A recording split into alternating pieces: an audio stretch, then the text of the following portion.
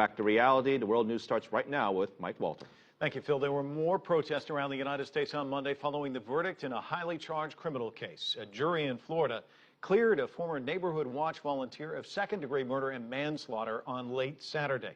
Now, George Zimmerman was accused in the shooting death of an unarmed teenager, Trayvon Martin. We begin our coverage with CCTV's Nitza Soledad Perez, who tells us Zimmerman's legal problems are far from over.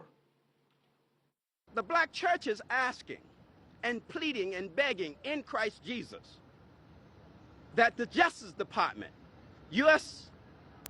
Attorney General Eric Holder, we're asking the White House, President Barack Obama, to file civil rights charges against George Zimmerman.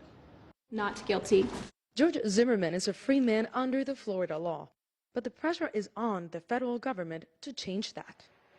On Monday, the chief United States prosecutor, Attorney General Eric Holder, addressed the case publicly for the first time since the verdict. I share your concern.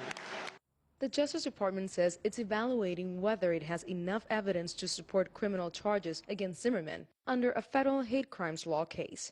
Holder says the investigation is ongoing. We are resolved, as you are, to combat violence involving or directed at young people, to prevent future tragedies, and to deal with the underlying attitudes, mistaken beliefs, and stereotypes that serve as the basis for these two common incidents. The federal government's concern might not be enough for the thousands of people that took the streets across the nation protesting the verdict. Some people wore hoodies, similar to the one Trayvon Martin was wearing the night he was shot by Zimmerman. Others held posters with Martin's face. Many walked miles demanding justice and honoring the Miami teenager who was killed last year. Demonstrations were mostly peaceful, although police arrested some protesters. If the Department of Justice decides to file charges and appease protesters, federal prosecutors would need to establish that Zimmerman was motivated by race, even though race was barely mentioned at the state trial.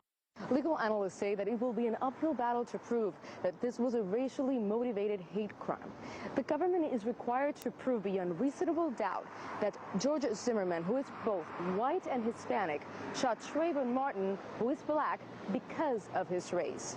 However, civil rights advocates are urging the government to pursue the charges. Nitza Soledad Perez, CCTV, Miami.